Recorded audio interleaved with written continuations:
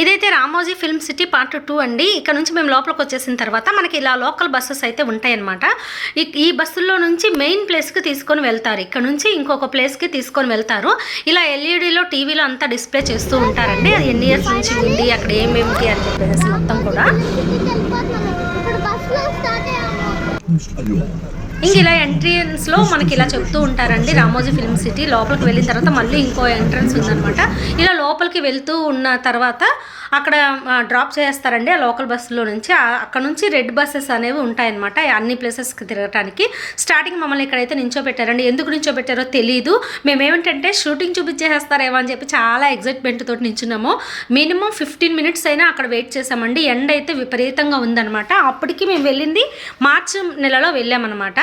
తర్వాత ఒక 15 మినిట్స్ తర్వాత వీళ్ళిద్దరూ నిదానంగా నడుచుకుంటూ వచ్చి అక్కడ నించున్నారు. రాజుల కాలం నాటి డ్రెస్సెస్ అయితే వేసుకున్నారు.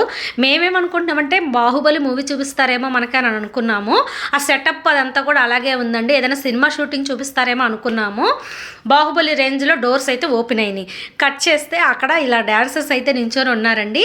నించొని వాళ్ళు ఏదో డ్యాన్స్ అయితే వేశారండి. మాకు ఆ డ్యాన్స్ చూస్తున్నాం కానీ ఆ సాంగ్ ఏదో పెట్టారు. ఆ సాంగ్ అయితే మాకు అర్థం కాలేదండి. వీళ్ళు వేసిన తర్వాత గర్ల్స్ కూడా వచ్చి వేశారనమాట.